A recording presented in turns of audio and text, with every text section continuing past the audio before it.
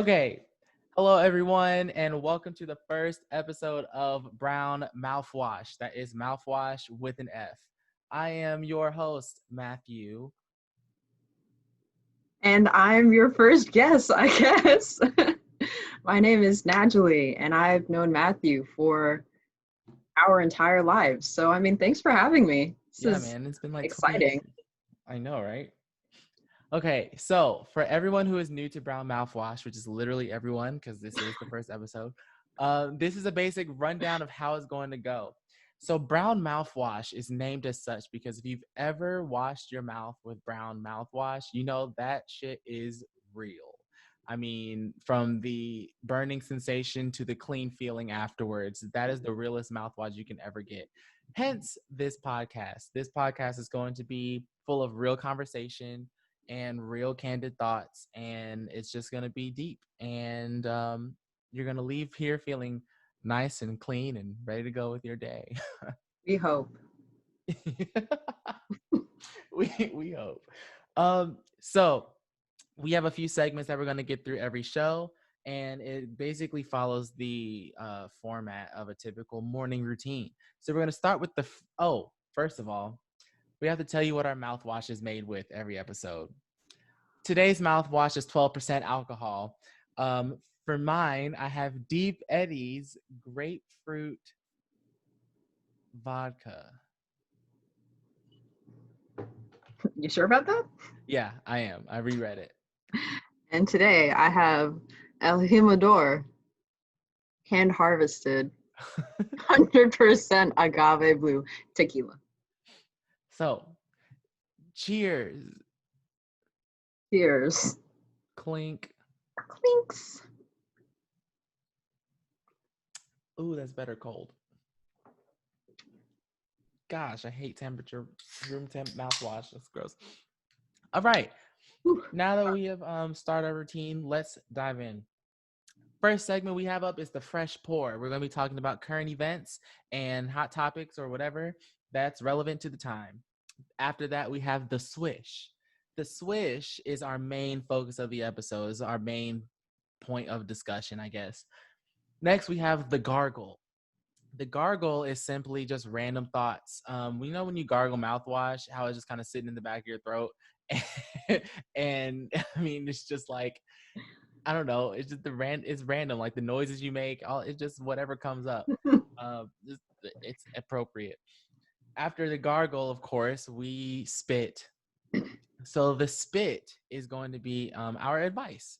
So if you are a listener and you have any questions you have for us or for me or anything that you want advice on or whatever, anything that's on your mind, that's our segment to provide advice or just talk about things that we may or may not have picked up over the course of our own lives. Uh, and last, we have the burn. As I said in the beginning, brown mouthwash is real. And one of the most real things about it, especially if it's made with alcohol, it burns. So we're going to have some rants or just thoughts we need to get off of our chest and into the sink. All right, so we're going to start off with our fresh pour. And for today's fresh pour, I want to talk about the importance of voting. We are in the middle of an election, and being that the official voting day is still like it's like right around the corner, I think it's very important that all of us exercise our right to vote. I don't give a fuck who you're voting for. That's not my business. Although certain candidates care significantly less about people than others, but that's not what we're talking about. But the right to vote, I think, is something that everybody cannot afford to take for granted because that is our best form of nonviolent protest. Najli, what do you think about voting? So I fully agree with that, especially this year. I think we say this every election year. This year, it's really important to vote and you really need to be involved in stuff like that. But I think that the past presidency and even, the past couple in our short lives have really demonstrated that people have power, but it's how you choose to use that power. There's power in the collective. And one of the best ways you can exercise that power is by voting, you know? And so this year it feels really, really not panicked, but like imperative that you actually do vote because of how this pandemic has been handled, because of how, you know, crimes against brown and black people have been handled, right? And how they've been perpetuated by people who we as lay people perceive to be in power. And this idea that if you vote, everything will be fixed. Yeah, Yeah. it's a start, right? The presidential election, yes, important this year. Let's do our thing, guys. But it's also really important to think about your local elections, the people on the ballot who are going to be representing your communities, right? If you want your communities to change, it makes no sense to place all of your faith in people like several hundred degrees away from you, in theory.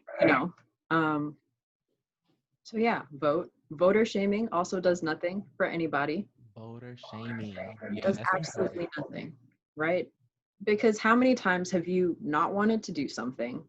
Somebody was like, well, if you don't do it, you're a terrible person. And that made you want to do it. Right. Like you may have done it, but did you want to? Did you do what they thought you were going to do? Right. Or the adverse, like whenever you were about to wash the dishes and your parents are like, I need you to wash them dishes. And now you're like, well, you know what? Guess what? I'm not. Now I'm not. No, exactly. Like Exactly. it's equally as dangerous, especially if Mhm. something like voting. Like if you say vote for so and so, and like you were about to do that anyway, like that could easily suppress or inhibit someone from actually going out and casting their ballot. So voting shaming works both ways. Right. That's very true.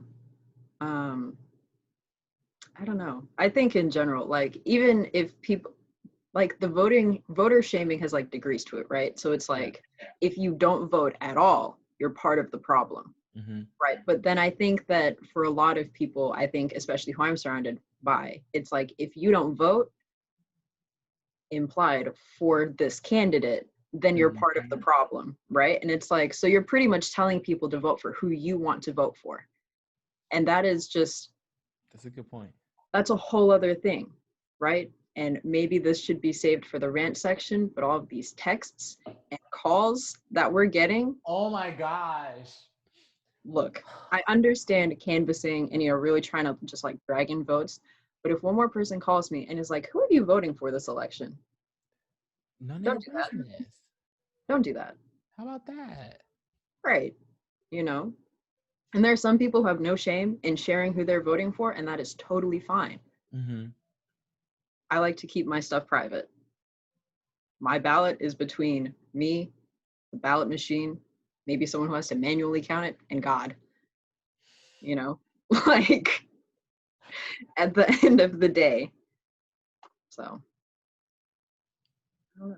Yeah, I think that's good stuff. I think that, I mean, echoing a lot of what you just said, voting is something that I think is very very urgent, especially in today's climate. And because it's so urgent, the unfortunate thing is people are manipulating that urgency.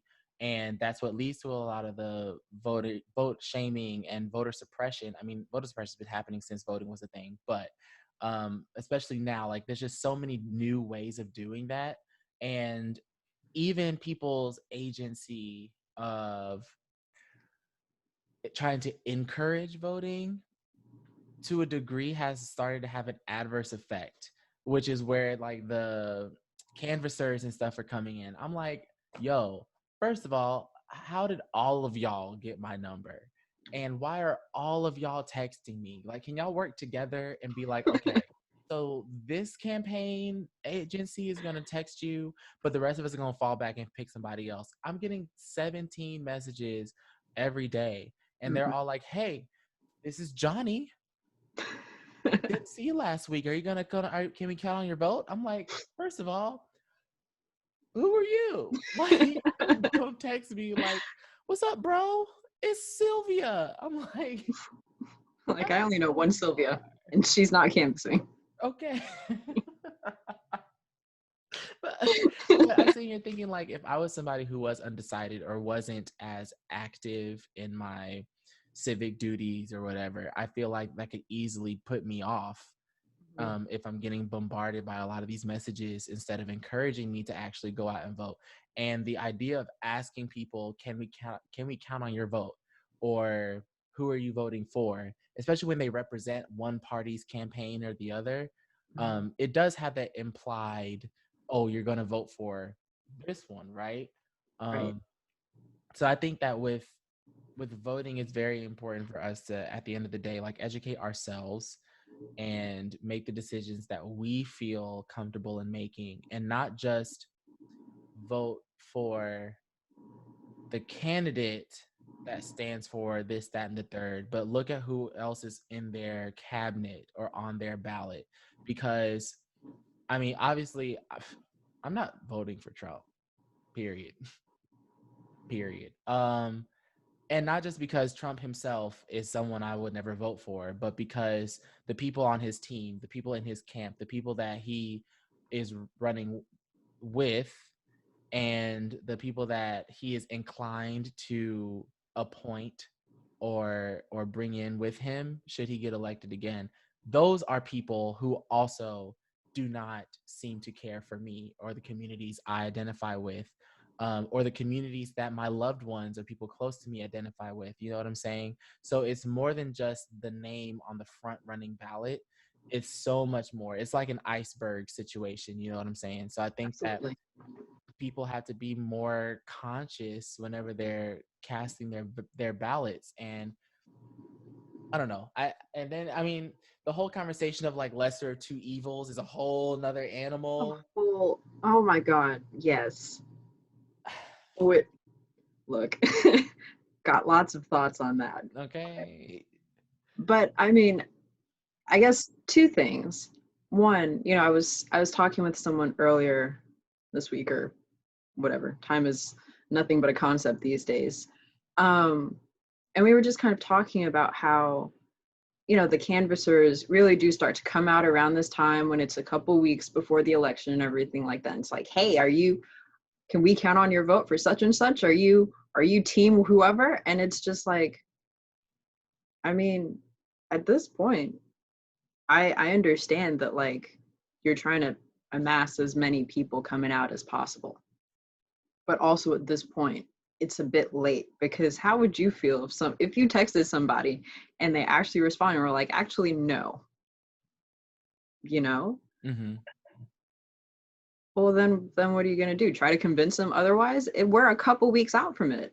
And I a lot of people I know personally have applied for absentee ballots, right? So they're sending them off even sooner, right? To try and account for whatever is going on with the postal service. Mm-hmm. So really, you're waiting until you're pulling a college student. You're waiting until the night before your assignment's due to start doing it, and you realize you have no idea what's going on, and you can't email your professor.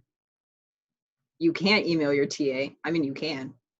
They are, right? But then what? But then what do you do?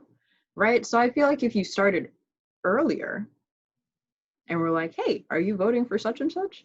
No? Mm-hmm. Well, why not? Or whatever. Or just like, here are some of their main points that would be main selling points. You Right. know, that could be helpful in getting people to vote for your candidate, right? Because you believe in them and you Mm-hmm. believe in their policies. But Yeah. maybe why is somebody else not? Or why do they not know? You know? And then the second point about just this whole lesser of two evil things. It's always the lesser of two evils. Right. Because I think every election I've been able to like be a part of or wanted to be a part of, it's just like, man, we wanted this candidate, but the party chose somebody else. And then it goes back to because people aren't voting in the primaries. Okay, Mm-hmm. right? And it's like, okay, people start voting in the primaries and you still don't get who you want, right? And Right. it's like, It's so frustrating. It's so frustrating. it is. It really is. And another thing that has really just been eating at me because this conversation has come up a lot, especially, last year, this year, as the election year was approaching. And it was just like, if you vote third party, you're just throwing out your vote, Mm. which I would just like to point out, I think is another form of voter shaming. But I mean, and this is me being very literal about the whole thing, and also being wildly uninformed in general about government, Fair. just as that disclaimer. But if we have a two-party system, Mm-hmm. why do we consistently have more than two possibilities to vote for in these big elections? Right? Because Good point. because like, I've looked at some independent like candidates before. I've been like, you know what, I really like what you're saying, but because every election year it feels like it has to be the lesser of two evils, I put pressure on myself to just vote for one of the two major parties, Mm-hmm. right? And so you perpetuate this and you keep getting these options that are not great. And then, some people I've talked to really don't look at other people, other candidates. Others do. And they're like, well, I mean, I'm really all for, like, for instance, like what a libertarian stands for and these libertarian candidates. So I'm gonna vote for one of them. But then it comes back around to, well, you're just splitting the vote up and whatever, because this party is not splitting their vote and that party is. And so obviously this party is going to always win, And it's Mm-hmm. like, if you want people to choose between two things, don't give them more than two options. Right. like, That's like, that's simple. Like it's simple math. right. Well, yeah. Like it. No, I mean that's a very valid point. I didn't even think about it that way. And I mean, I feel like a lot of it too is just how people say it without really explaining like the actual point of what they mean.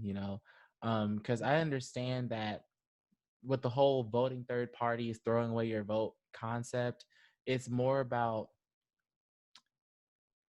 not at least this is how I interpret it. I interpret it as less of voting third party doesn't matter because the third party won't win. I mean, yeah, but I think it's more so voting third party takes away votes from one of the major two that would overturn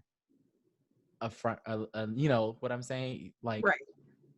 That's so exactly true. But yeah. I think a lot of it, from my perspective, like having spoken to people who were just like, why would you ever vote for third party? Why would you ever even look at the third party candidates? You're voting for a name and you're voting for a party Yeah. versus actual topics, Mm-hmm. and actual positions on issues that plague people that would make a difference. you Yeah. know it's like you and me saying, all right, who's the better, what's something we're relatively even on? who's the better Fuck it, who's the better singer? Okay. And someone out here is just like, Beyonce. You're not wrong, but you had two choices. Right. um so I don't know, that's just something about voting that has really been irking me, I think, especially as I get older. And a lot Mhm. of, and I think the whole conversation about this being the lesser of two evils is really centered around like the Biden Harris history in policing specifically. Yes. Um, so Yeah. it's just my 2.5 cents on this. Yeah. So, bottom line, ladies and gentlemen, even if you're fucked either way, vote because too many people fought, died, and protested all of that for the right to do it for you to sit here and not. So, yeah, as long as you're informed and aren't just throwing your shit away, because voting third party may not be throwing away your vote. Writing Hennessy into your ballot is. So can we do ourselves a favor and not act a hot ass fool whenever we are at these polls. Because if you wait in a line for 2 hours just to get in there and write Donald Duck on your ballot, not only are you a disgrace to the country, but it's on site if I see you. Voter shaming, Matthew. Um, Look at me. I'm part of the problem. Anyway, so now we're gonna move on. Now we're gonna move on. Oh fuck. We're gonna talk about this. We're gonna move into the swish. So this is just a main topic that I want to talk about in general. It's not necessarily a current issue. It's not necessarily random thoughts or advice. But one thing that has been on my mind recently is this whole idea of the biological clock. Oh, sorry, the biological clock. So you know how I know, right? So you know how whenever you're growing up, you'll hear a lot of like our parents might be like, "Oh, my biological clock is ticking," or they might pressure you to have kids or something because your biological clock is ticking. Um, what do you think about that concept? Because personally, I feel like that pressures us into trying to plan our lives, Yeah, but without an actual tangible basis. So we're just kind of throwing shots in the dark. So it's like, I need to have kids by 20. I need to be married by 25 or 27 so I can have kids before I'm 30, so I can be in my career by 33, so I can retire. You know what I'm saying? And we're yeah, saying like there is no actual tangible like steps to this, to any of these things, right. but Um, people will use the yeah, excuse like your biological clock is ticking or like you're running out of time. So like, what do you think? I will start off by just telling our viewers slash listeners that I didn't know about this topic beforehand. So, what you guys are hearing is just first thing that pops in my mind. Um, so I think the biological clock is dumb. I think the idea of it really doesn't mean a whole lot. So I understand, like, from a scientific perspective, like as you get older, your body can't do certain things, especially as it comes to having children, especially for women. But science has also come a long way. There are a lot of scientific, technological advances that allow you to have children. There's always adoption. There are different avenues, right? For our parents to get grandkids. Okay, may not be the ones that they want. It's the ones that they're gonna get. Okay. Right. So there's that side of it. I think the other side of it, in terms of like a societal kind of view, um,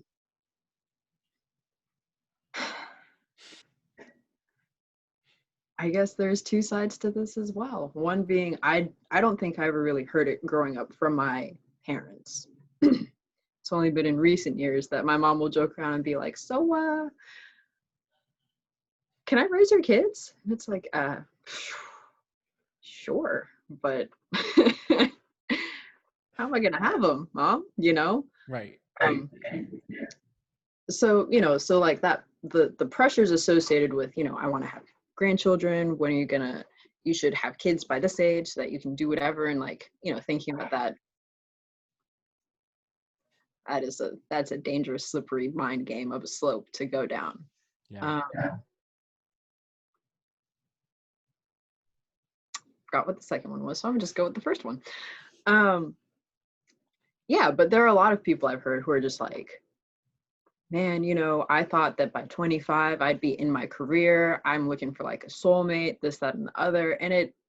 So as a scientist and as someone who coincidentally works in a lab that looks at like aging diseases and stuff like that, Flex. we know that, I know, such flex. Very rarely do I get to do that. We realize that people are getting older and staying old for a longer time, right? So our life expectancy is increasing. but then with that comes increased risk of like Alzheimer's, dementia, for instance. Um, but I think on like a philosophical, spiritual, personal kind of view, it's like you have so much more time. Like, do I want to live to be 100? Absolutely not. I think for me, I think past 80, 85, my body's not going to be sustainable on its own. So, at that point, just kind of let me go. Naturally, I hate it here. If Been you saying catch that. me past 4 score and 7 nothing, I'm out. Right. But, like grand scheme of things, if you go for an average life expectancy of like 90 arbitrarily, at 25, it's 90 divided by 4. 90 divided by 4, Like what, 11? it's a lot. Yeah, it's a lot. It's not 11. It's more than 20, but it's less than 25. It's 22 and a half. Okay, see, like you're a quarter of the way through your life. But like you have 3 quarters left. Yeah. And how much have you gotten done in this first quarter? I think that there's Nothing always a with really slow coronavirus. buildup. Say Yeah. what? I said nothing with coronavirus. Like, Well, nothing done right now. a great time for personal growth, I guess. Done a lot of that recently. But, this idea that, I have to do this because biologically I'm gonna just not be able to do it. I mean, biologically, you won't be able to do a lot of things after a certain point, like, and I think that this idea of like having a family and kind of perpetuating your bloodline is something that's rooted in much deeper than just, oh, my mom's so old, she misses having kids around, whatever. There's this sense of pride that I think we as humans have in like Mm.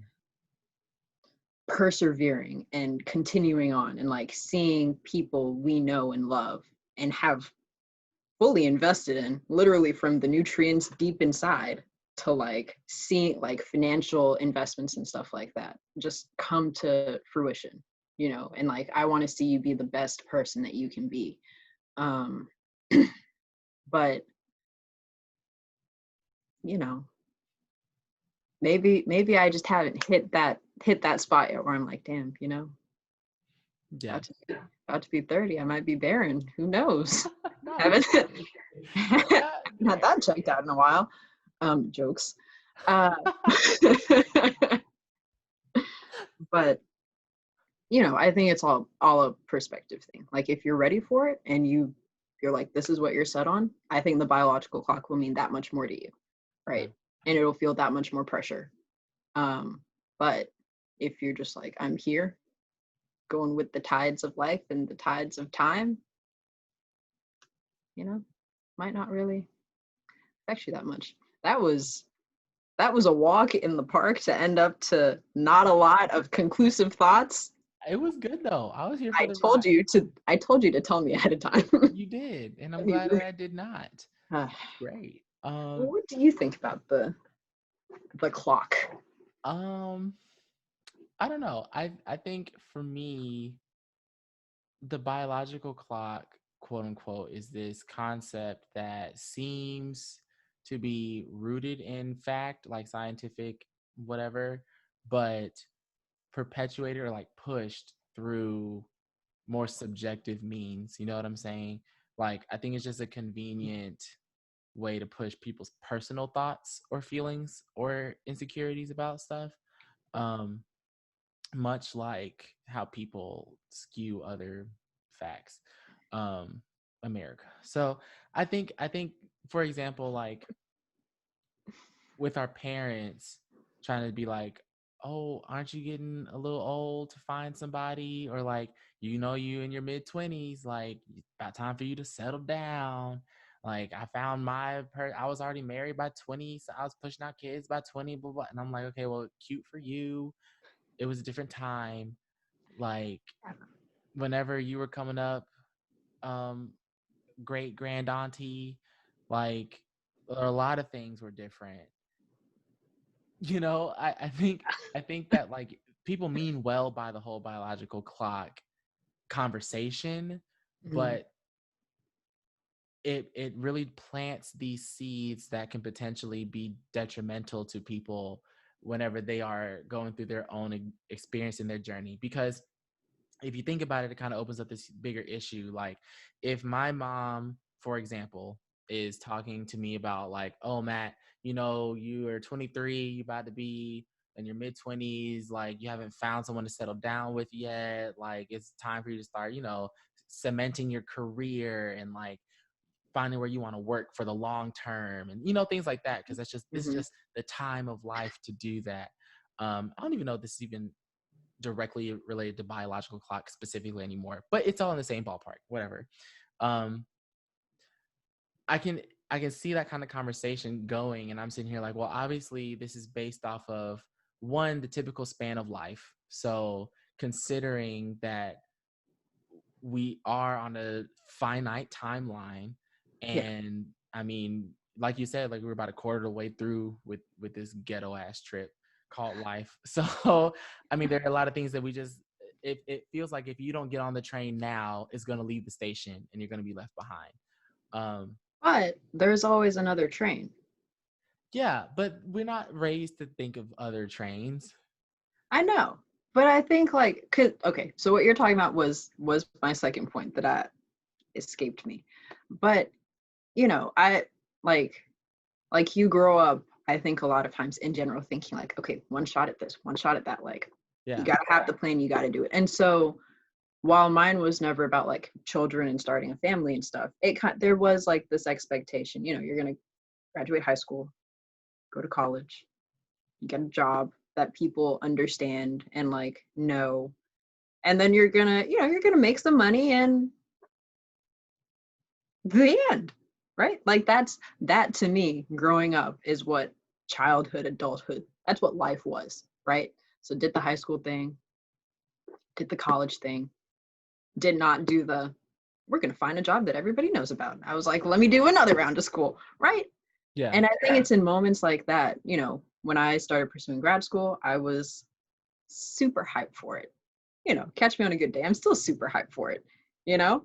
Um, but at the end of the day, I can recognize if I had gone to pharmacy school like I planned, yeah, I'd be living like a real adult now. But also, I don't think like personal growth wise, I would have done as much of that. And I probably wouldn't be as happy, And Yeah. so like, even though to continue with this train metaphor, missed the train or chose not to get on the train that was like every day more obviously the more direct route to making money and taking care of my family and being able to do the things that I want to do. Choosing the second train, this more scenic route, if we want to go with another metaphor, has given me like an alternative kind of lifestyle, right? Where me living still like a college student, essentially, in my mid 20s, allows me to focus on like less material things, more like values, and really honing in on what I can and cannot accept Mm-hmm. from people, including potential partners, Yeah. right? And I mean, you've heard about all of those messes, right? But at the end of it, I think I've come out a semi-decent person, Yeah, right? you're But very the decent. whole point of that was you never fully know like that it is okay to miss a milestone, or it is okay to miss a train, or to miss this expectation until you do, right? That's like when people are like, the first time you do something, it just gets easier to do it afterwards, you know? And Mm-hmm. my life philosophy is, having missed several trains by this point, there's always going to be another one. And even if it's not directly where you want to go, if that's really where you want to be, you're going to end up getting there, you know? If it's really what you want and like where you, not like where you're supposed to be, but where you will be fulfilled, I think a lot of people are on a path to fulfillment, whether it's like spiritual, financial, emotional. You're going to get there, you know, and it might feel like you never are going to get there, but we, as in you and me and the people I'm talking about, are in our mid 20s, early 30s. It's okay, Yeah. right? You see all these famous people talking about, I was 35 when I got my dream job and I had worked blah blah blah blah blah. Not even famous people, but just like, you know, people. And you know, there are these pressures to figure it out and figure it out early, but we just stop being kids, Yeah. right? You graduate from high school anywhere between 17, 19, right? Mm-hmm. Earlier or later, whatever. If you decide to go to college, you graduate at like 21, 22-ish if you're doing a 4-year institution, Mm-hmm. longer or shorter, depending on where you go, life circumstances. And then you start your real life, right? So you and me, 23, 24, for that 22, like kind of out of college, we're fresh out, right? We've been out for a minute, but generally speaking, you are fresh out of like education and like the structure that is the educational system. So when all you're being taught about is math and science and English, maybe crafting a skill and honing, whatever, bettering a skill or whatever, how are you supposed to leave that kind of structure Yeah.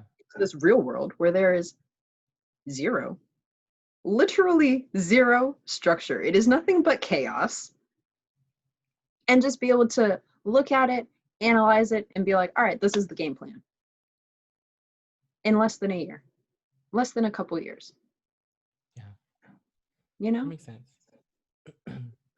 Yeah. So it sounds like the bottom line is using this whole concept of the biological clock to, or as a means of putting pressure on other people or putting pressure on yourself to plan your life at stages is trash.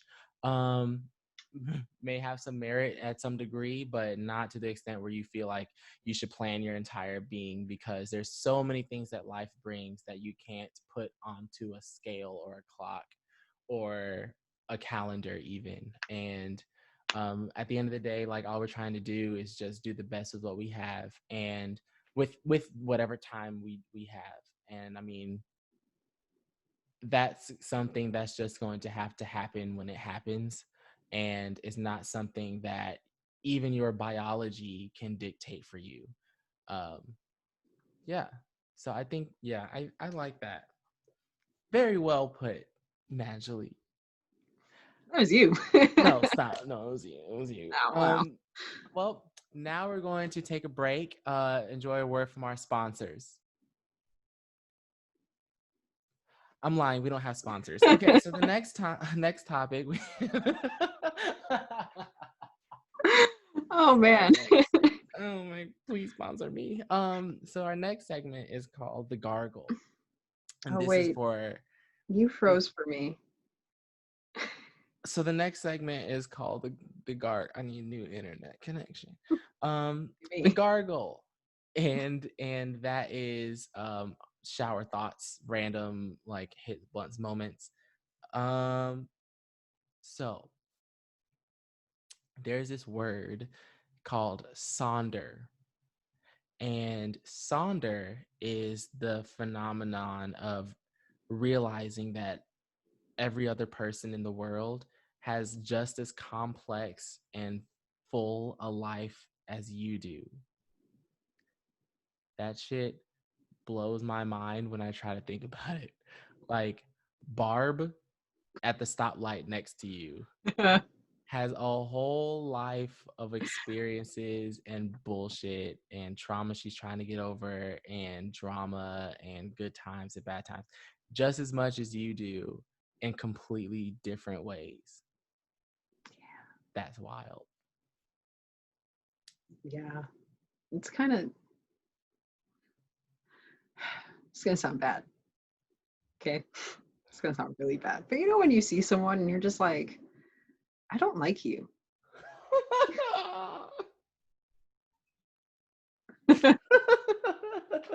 What does that have to do? What? Oh no, because then I'm always just like, but they've got things going on probably. They've gone through things that maybe make them come off that way, and then like you take an outside step and it's just like, not everyone can love me when they meet me, so like I should try to show this person some grace. You get to know him, give him a chance. And I wish this was more like fulfilling, but like after I get to know him, so just like I really can't.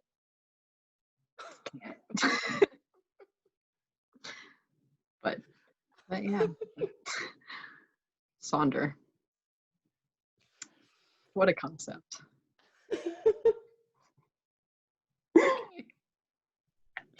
Okay.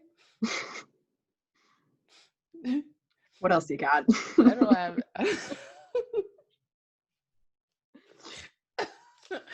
I need to get it together.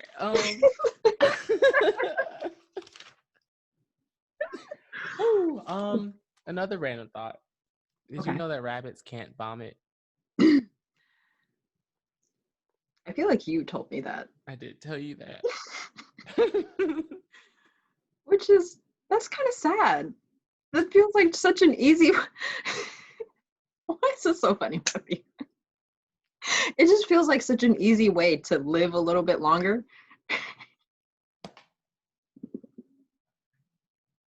If rabbits get backed up, they just die. Exactly.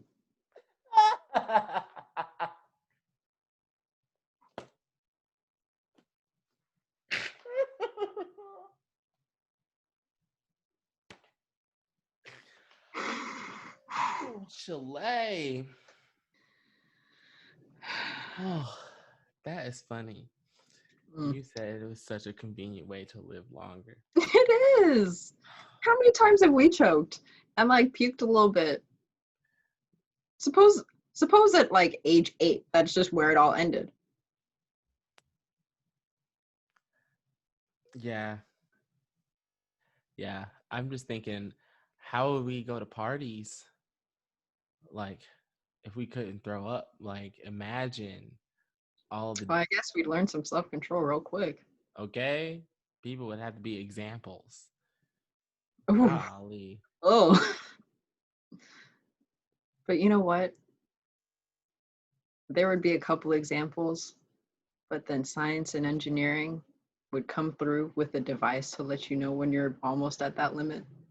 And I think we need that in today's day and age. Yeah, usually that's called common sense and self-control.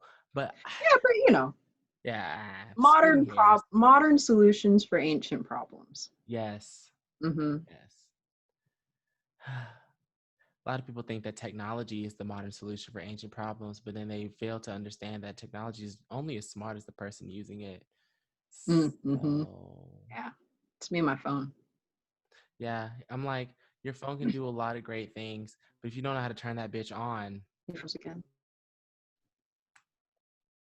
like how your grandma will buy like an iPhone 13 and just have it. And I'm like, all you use it for is phone calls. Yeah. Yeah. Well, I mean, phone calls and opening scam links and Facebook and,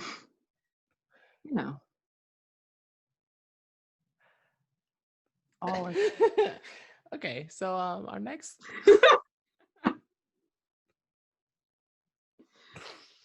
Oh, I can't wait to be a grandparent. So our next thing is called the spit. And this is our advice column. If you want advice or have any questions for me and my potential co-hosts, send them to brownmouthwash@gmail.com. That is BROWNMOUFWASH@gmail.com. And we might read them out and answer it in the future episode. So what do we have for this episode then? We don't have anything. So, but I will say, as far as just like random tips or advice that I've picked up along the way. Um, I think one of the biggest lessons that I've learned in my life is to, and this kind of goes back to our conversation about the whole biological clock fiasco. Trust your own timeline. I think that so many people, especially whenever they get in situations that they are unfamiliar with, or processes rather that they're unfamiliar with, they are so quick to lean on other people's experiences with similar processes. And that makes sense on paper because obviously like your parents, they've been through a lot more life than you have, so you're naturally going to lean on them for advice on how to deal with situations. But there are a lot of times where life will present us with situations that we cannot we can't traverse through the means of other people.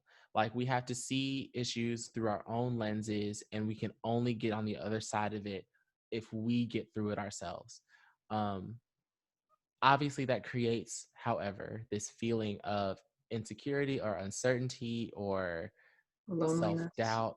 And I guess what I've learned, um, is to trust all of that and to take all of that as it comes, but believe that you are going to get onto the other side of whatever you're going through and learn through your own lenses, if that makes sense. You know, if you're spiritual, like I'm spiritual religious, I know that God got me as stupid as I can be, because golly, I feel like he'd be up there sometimes like, really, Matt, like, son, baby boy, what? um but I still believe that knowing that he's there, I can go through even the stupid shit and get to the other side of that stuff and just trust that process, you know. um because sometimes, yeah, I mean, I'm probably going in circles at this point, so I'm probably gonna stop. But because I'm just saying, like, a lot of people can have a lot of advice for a lot of things, but there are just some things that you have to go through yourself to get through the way you're supposed to. So that's my piece. That's it. I'm glad I came to this TED talk. Yeah. Took the words straight out of my mouth because I Really? also was going to go back to the biological clock thing and just kind of reiterate like this train metaphor. I really do like it. It's Thanks. it's a good one. Yeah, We I'm usually gonna have use food this. metaphors, but I switched it up. Ooh, ooh. Um, like yeah, it and I think some people, a lot of people are coming around to this a lot more, but it's just like, you really wanted like that you saw this job and you're like, this is my dream job. This is what I want to do. And you applied and you got rejected, you got passed over or something. It's okay. Better's coming. Like just bide your time because as long as you keep staying consistent, working towards a goal, you can switch up your goals. It's okay, you know? But as long as you know what you're anywhere for, what you're working for, nobody can take that from you. The progress that you make, the growth that you have, even something is meaningless or material is like the accolades you gain from that.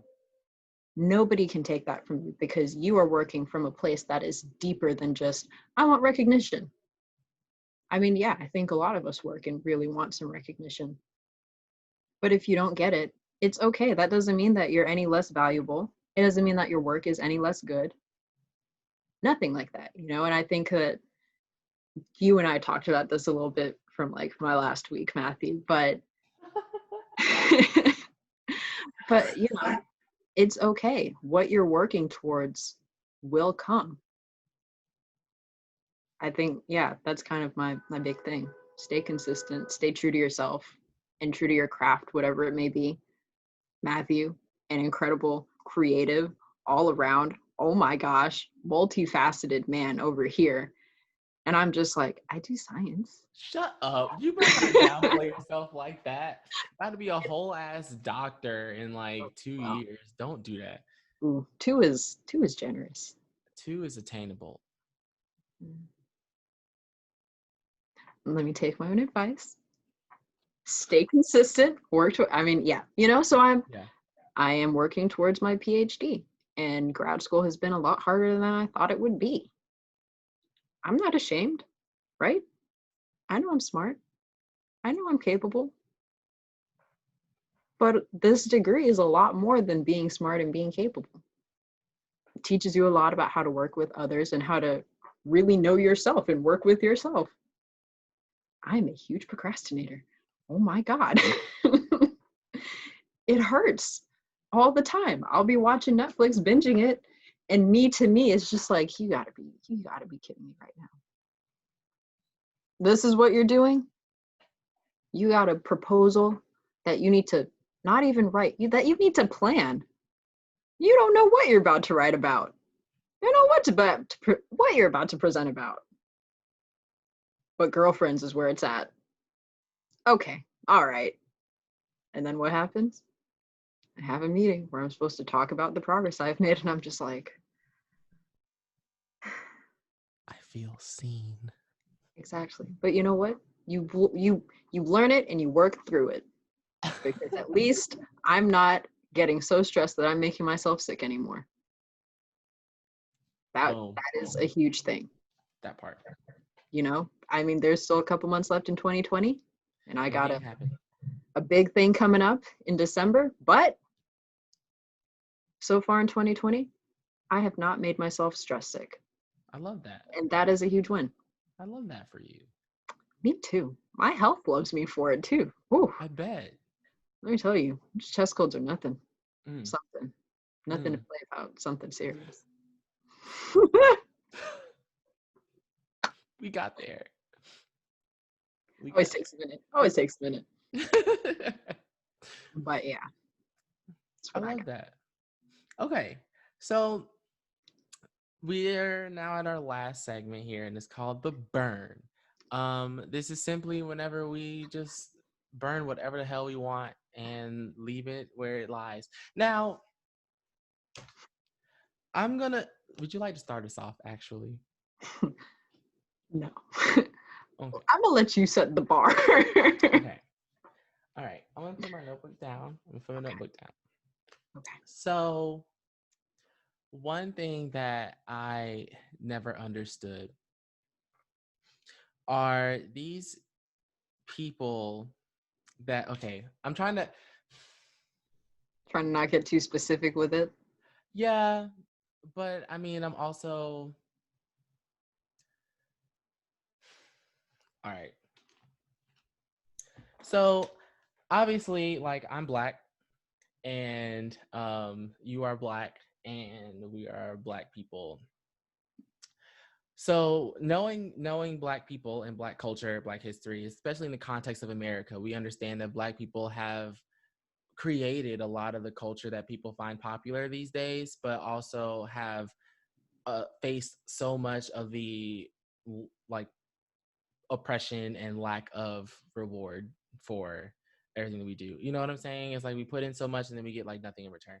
So my burn, what burns me is whenever people will take parts of black culture, and I mean the appropriation conversation obviously, but um even a kind of, I guess, like appropriation's cousin is whenever people will benefit from or revel in black culture or profit off of it, but then whenever it comes to black issues or black people or black culture or supporting things that support black art or black anything, like they just don't show up.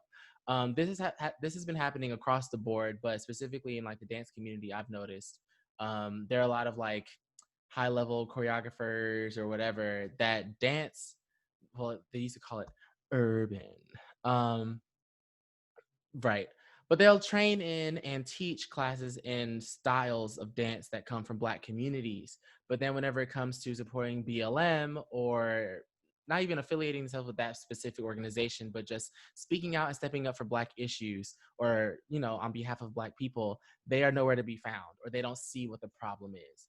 What I'm tired of is people acting like these things aren't blatantly in our faces. And even if you aren't a political advocate or anything like that, or like a social justice warrior or whatever, like there are some things that are just irrefutable. And like you can't dispute the fact that homeboy had a knee in his neck George Floyd, had a knee in his neck for 8 minutes plus, and that was fucked up. You know what I'm saying? Like, Right. you can't dispute the fact that Black people were legally not allowed to do certain things like vote or use the same facilities or municipalities as other races of people. And then after they were legally given that right, they were still subjected to such harsh discriminations that it was basically like the laws never went away. Like, there are some things that you can look into history books and just not dispute. So I don't understand why people these days act like these problems aren't still going on. Yet whenever it comes to the things that we create or the art that comes from our pain or comes from our struggle, they are so willing to take the entertaining parts and push that and make their own living, their own names off of that. You know what I'm saying? Like, Mm-hmm. I'm tired of being just seen as a vessel of entertainment instead of a complex person that has good and bad and deserves to be protected and deserves to, I don't know, exist in the same capacity as other people. Right. I don't even know if that made sense. No, that made a whole bunch of sense, right? It's basically summed up by, I think that last point that you made, like, we want to be accepted for the good and the bad. We want to be accepted regardless of what bad we've done. And we want to matter regardless of any kind of badness, since I don't know any other words right now, that we've done in our lives. We want to have the same amount of confidence and benefit of the doubt put into us as a mediocre white man, right? And that's something that I've seen around a whole lot, and that's something that's very, very true, right? Because I'm here and I've got curly hair and I've got brown skin and I'm in a predominantly white space and I'm from someplace that is predominantly Black. And so I speak and I carry myself like where I was raised and like the home that I was raised in, which is not American in culture. I'm some sort of anomaly that doesn't even get the respect of having my name pronounced correctly by my bosses and my people who are supposed to be advocating for me eventually to not only get this degree, but get a job in the field of my choice afterwards. How are you going to advocate for me if when we're meeting people, you introduce me with the wrong name, and then I got to sit here and be like, hi, actually, it's really nice to meet you. My name is Nadjali. Now you look dumb and I look passive, right? Because why wasn't this figured out? Why wasn't this taken care of in the metaphoric home before we took it to the public, right? Whereas, can sit here and have names like Matthew. I mean, that's just an easy one. I'm reading it. or an easy name like Barbara, right? Can sit here and pronounce all sorts of things that I can't pronounce because my mouth doesn't make those sounds. But a name that is mostly phonetic. The DJ, I can understand the slip up. I can understand why I stick a G in there, I guess, because it's happened so many times at this point. But like, why are we not worthy of the respect that other people who don't look like us and who don't act like us get, right? Which I guess leads me straight into what is grinding my gears, because it's on the same topic. There's this idea of like how you express yourself, right? And so like you very often hear like, oh, you talk white, or oh, you talk Black. I've gotten that one a lot, and it's just like, you don't look like that should be coming out of your mouth. And it's like, I don't know what to tell you. I really don't. It's not like I'm over here talking in slang in professional settings. When I get excited, you will tell that I'm excited. Obviously, this whole podcast, excitable, right? But in professional settings where you're supposed to be excited, I'm not going to be like, oh my gosh, that is so awesome. These are just such interesting, incredible. No. First of all, I have a headache already. I'm dead. Secondly, if somebody is genuinely excited about what they're talking about, it's going to come out in their truest form, I feel like, you know? Mm-hmm. So why should I adjust and have a truest form for white spaces, a truest form for Black spaces, a truest form for professional settings, a truest form for, you know, my friends from Fayetteville, my friends from college, my friends from here, you know? I think a lot of people, generally speaking, have, you know, like multiple personalities. You know, you pull it out and you're just like, this is how you accept me. I understand, right? Yeah. Fine. But I do almost feel like um, Black and brown people need to wear more hats in a lot more specific settings, right? I've gotta, I've gotta, um, oh, I'm at this big conference for my area of study hat where I need to be professional and really just uppity and chirpy and just on it all the time. Exhausting. I Um, bet. but then, you know, there's another big conference that I go to that isn't, you know, big in my field. It's really a predominantly Black conference, and I love it. And that is a whole different, more true to myself hat that I get to wear, right? And the feelings coming out of both of those conferences are completely different, right? I mean, I'm exhausted because it's a conference, but like one of them, I'm just like, I'm so fulfilled. I met such nice people. I've made lifelong friendships. And then the other one, I'm like, maybe I secured a postdoc. Let me follow up next year, you know?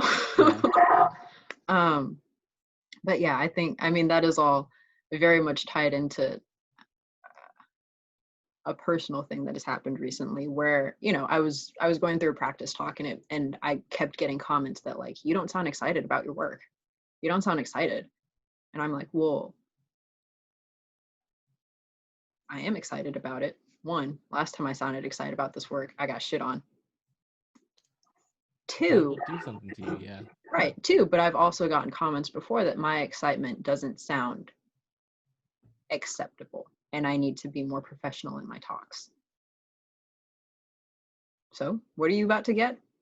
A deadpan, here are the facts. You want a dry scientist? You got a dry scientist. If you want some personality, I mean, catch me after my talk. You know?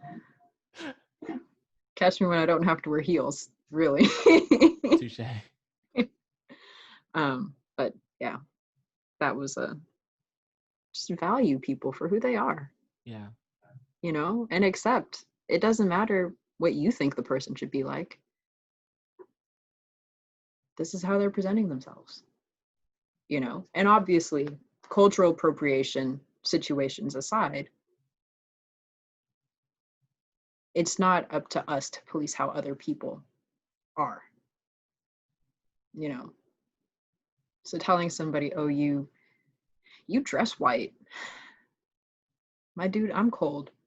I will I will wear a thermal and a flannel and a hoodie and some jeans and some boots and look like I'm straight off a farm. I don't care. And if it happens to be Yeah. vineyard vines, maybe it was a gift. Is that you minding my Exactly. business? Don't do that. Exactly. Don't do that. So Maybe I like duck boots. How about that? Because that's my business. that I is a don't. life choice. I don't own any myself actually in real life. But if I did, it's my business. Business, Yeah. right? Or if I want to walk around in a little crop top and some ripped up jeans in the middle of summer, first of all, it's the middle of summer. Period. You're lucky I'm wearing as much clothing as that. Right. Secondly, what is the problem? Right. Hmm? Exactly. And And oh, go ahead. no, I was just saying, like, and the way that I dress, especially if it's off the clock, is the way that I dress. Yep. Period. I hate when people try to equate someone's wardrobe to their self-worth or like their worth as a person. And I'm like, no, no. Maybe their standards are just different, Exactly. but Exactly. that doesn't invalidate them or validate them. Honestly. Honestly, you were living your life. Live it. Okay. I'm over here trying to figure out mine. I can't police Right. yours. Right. I've seen rich people that look broke down, and I've also seen people with nothing look dressed to the nines. Now, priorities might be a different conversation, but standards and value, You know, it. I mean, they are kind of so interconnected, though. But no, they are. But I mean, to each his own. but yeah, I think that that's the. I mean, and that could open up a whole rabbit hole about like just societal perceptions in general about Yeah. like. I mean, look, it's a can of worms. Oh, for sure. But I guess that would be for another swig of brown mouthwash. Yes. Oh, that was good. That was good. Oh, Oh, I really like that. I'm gonna keep that. That was great. I like that. Yes. Ooh, that felt right. You know what I'm That saying? was that was a really good, really real moment. It was yeah, and it was super smooth. That just wow, that energy. Chef's kiss, honestly. That was Man, great. I this enjoyed was that. fun. Oh, Well, I guess I should have told them bye. oh, I mean, we still can. So, well, that brings us to the end of the first episode of Brown Mouthwash Podcast. Thank you guys if you listened to this whole thing. Also, I'm sorry because do I make sense all the time? No, get used to it. I would like to thank our guest co-host Nadjali one more time. Thank you so much for this opportunity. And guys, I'm a mess alone, but with Matthew, I'm even more of a mess. So thanks for listening to it and listening all the way through if you made it to this point. Boom. It's like addition. One hot mess and the one hot mess are just two hot messes. I was going to say multiplication, but 1 times 1 is 1. So I'm glad you did that first. Woo! Okay. Join us next week whenever we come back with a new set of guests. And make sure that you follow us on all social media at Brown Mouthwash Pod. If you have any mail or letters or advice or anything while schemes of protest that you want to send it to brownmouthwash@gmail.com. And remember, it is BROWNMOUFWASH. We will see you next time on Brown Mouthwash.